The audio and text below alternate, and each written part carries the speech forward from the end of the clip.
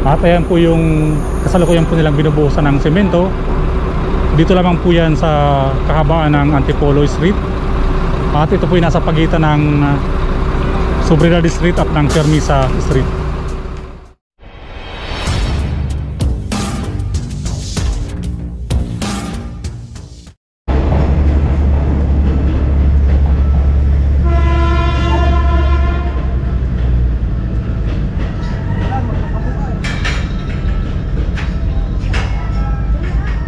Muli, isang mapagpalang araw sa lahat. At nandito tayo ngayon sa kahabaan ng Antipolo Street. At nasa pagitan tayo ngayon ng G. Tuason at ng Honradis Street. Okay, so dito ay wala na po yung mga kaubayan po natin na nag-stay po dito sa tabi po ng kahabaan ng Antipolo Street. Okay, so mga ilang linggo o buwan pong nag-stay dito yung mga kaubayan po nating napaalis po sa mismong tabi ng release ng tren.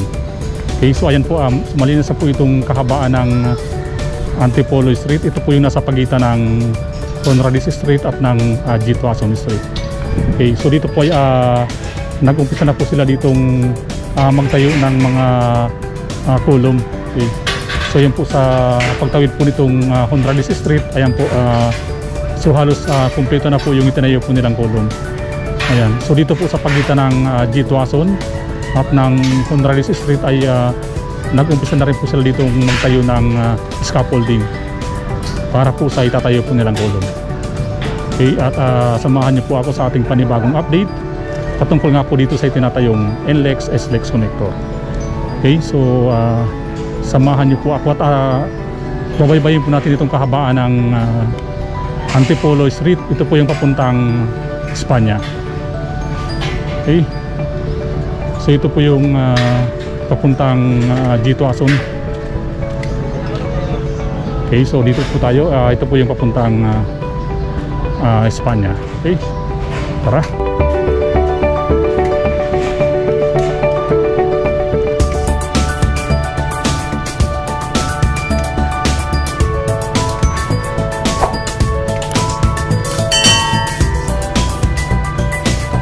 Okay, so ito nga po yung panulukan ng Honradis Street.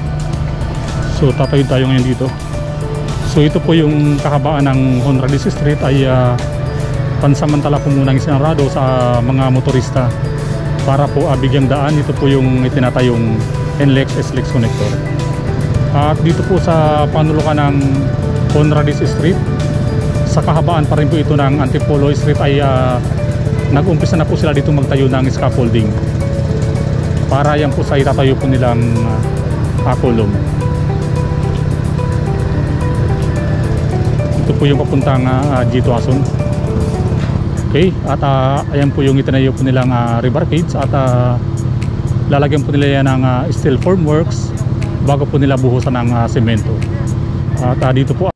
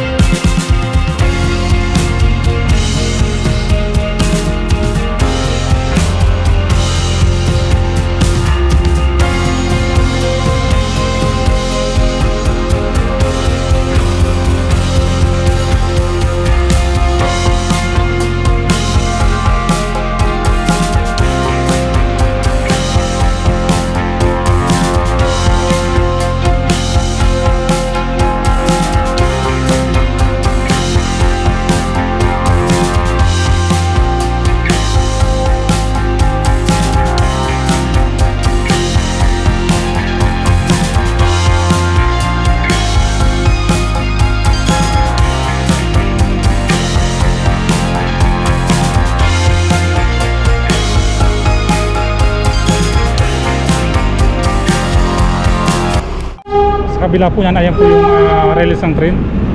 At ayan po yung train, ayan po yung papuntang Tutuban.